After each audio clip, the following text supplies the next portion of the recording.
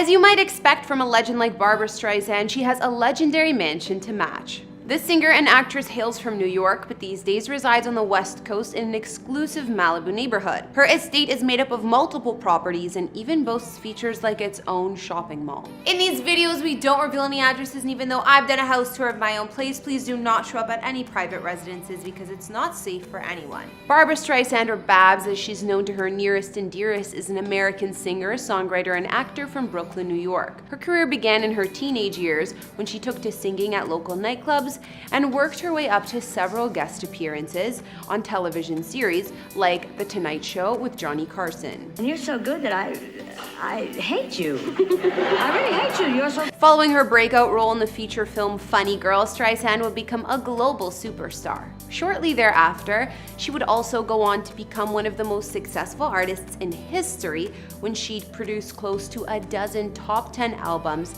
and win multiple Grammy Awards. Okay. Barbra Streisand.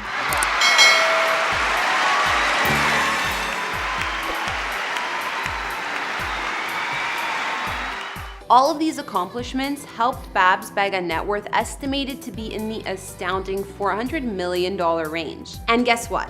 Damn near a quarter of that worth is wrapped up in Barbra's real estate compound located in Southern California. Located in Malibu's Point Dume neighborhood, this jaw-dropping estate not only consists of 3 parcels of land acquired over several years, but also includes, and I promise you, I'm not kidding, its very own mall. Either of you met Barbra Streisand and been to her underground mall? Of her second home. Yes. And on her property, and it was lovely. Barbra's love affair with her gigantic compound began in 1984. That's when she first glimpsed the main house on the property, which was located not far from a ranch she was living in at the time. Believe it or not, but when Babs offered to buy the house from its then occupants, they told her straight up, no way. So what did she do? Well, she wound up buying the 2 adjacent properties and simply waited out the other couple. When those 2 owners eventually split from one another about 10 years later, Babs swooped in and finally got her hands on the property she wanted all along. In terms of the exterior, the back of the home is painted white and faces a breathtaking stretch of oceanfront. Meanwhile, the front of the home is painted red, and the surrounding exterior boasts extensive gardens with 100 rose bushes, as well as dahlias and snapdragons.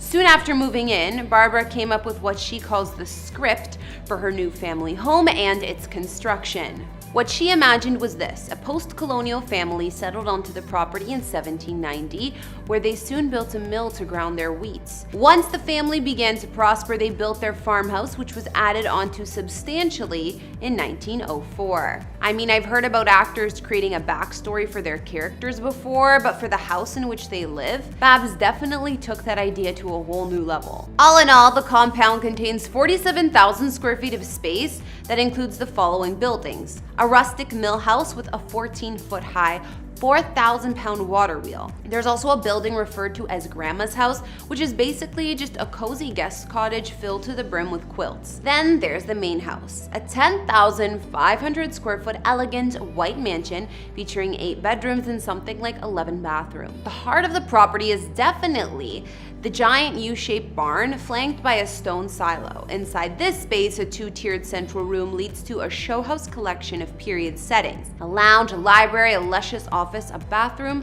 a room dedicated to napping, and yes, the long rumored about shopping mall. Don't worry, we're gonna circle back to that soon. Despite the fact that Barbra has spent years of her life perfecting all these spaces with endless antique hunting, not to mention scouring the world for authentic and properly sourced materials that fit in naturally, only ever sleeps inside the main house. When speaking with Harper's Bazaar about her routine, she told them that she and her husband James Brolin treat the barn like a B&B, as if we went away for the weekend, but we don't have to drive, they're art projects. That's not to say she doesn't love to show off what she's created. Babs even invites her famous Hollywood friends over for a guided 2-hour tour precisely mapped out by the starlet herself. In fact, she told Harper's Bazaar that the last actor to take her up on the offer was actually Jennifer Aniston.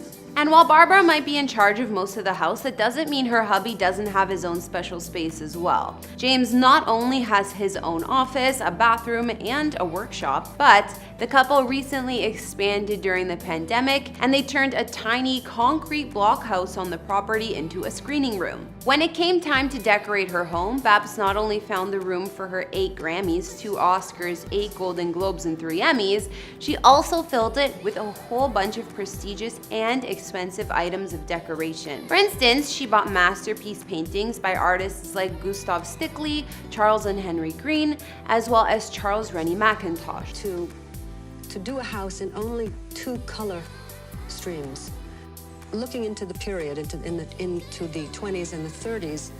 And while Babs has been pretty careful when it comes to making sure that pictures of the interior of her home are hard to come by, the few that she shared with Architectural Digest give us a taste. Like for instance, the living room, which includes a fireplace embellished by an arrangement of stainless steel decorative panels that were once part of the landmark Art Deco Richfield building in downtown LA. Throughout most of the home, Babs has utilized only 4 colors: burgundy, rose, black, and gray. A color palette that extends even to the kitchen, where the tile work complements the pinstripes on the cabinet. As for her bedroom, while the carpeting was copied from a 1930s Bigelow original that Babs once saw inside the Huntington Hotel in San Francisco. It also involves what she calls a swan motif, with the step ceiling cut into curved shapes on one side and geometric shapes on the other. And what might be the only departure from the home's overall aesthetic, the powder room located on the first floor utilizes patterns and deco-style light fixtures. And then there's also a bar room that was converted from a garage and overlooks the lushly landscaped rear garden and swimming pool. I know what you guys want to hear about: Babs' one-of-a-kind home shopping mall. Located in the basement of the Streisand family barn is a cobblestone-paved, antique lantern-lit facade street that's meant to resemble a turn-of-the-last-century style shopping district. And it's not just a shop or two, it's an entire fleet of them. Want to fill yourself with licorice, frozen yogurt, or popcorn? Then head over to the sweet shop. There's also an antique shop, clothes shop, and a doll shop. And if Babs ever needs to pick up a small gift for someone else, she just walks into her own gift shop to pick up a soap dish or a pair of candlesticks. The only thing that's missing? Cash registers, because why would she even need them? The shopping center has come together over a period of years and involved a lot of careful research on Babs' part. After a trip to the legendary Decorative Arts Museum, Winterthur, located in Delaware, she became fascinated with 19th century shops. She told Harper's Bazaar, "Seeing Winterthur's indoor street, I thought how ingenious that was. Instead of just storing my things in the basement, I can make a street of shops and display them." So, after filming Wrapped on Meet the Fockers in 2004, Barbra asked the production designer on the film to lend her a few set pieces as opposed to simply destroying them. Out of all the shops located down there, it's the antique clothes shop that's the real gem. This store is basically a museum dedicated to the star's most famous costumes over the years, including the infamous gown from Funny Girl, made of green chiffon over pink silk. Barbra's shopping mall would even inspire a playwright named Jonathan Tollins to create a stage piece in which an inspiring actor is offered the job to work in Streisand's basement mall, called Buyer and Seller.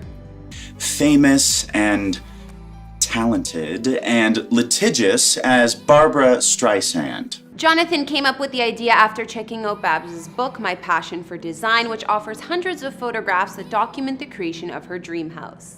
Unfortunately, if you want to see most of them, you're gonna have to buy that book. As for what else we learned in it, well, according to Barbra, she and James spend most of the morning in bed, and the very first thing she does is reach over for her laptop and begin trading stocks. Seriously, she doesn't even want some coffee first? That must be how you earn yourself a $400 million empire and wind up living in a colonial village of your own. Well, when you're as accomplished as Barbra Streisand, you can live your life however you want. Well, that'll bring this Barbra Streisand house tour to a close. What did you guys think of her incredible compound? What was your favorite feature? Her mini shopping mall, or another one of those well thought out luxuries on the property? We can't forget those ocean views either.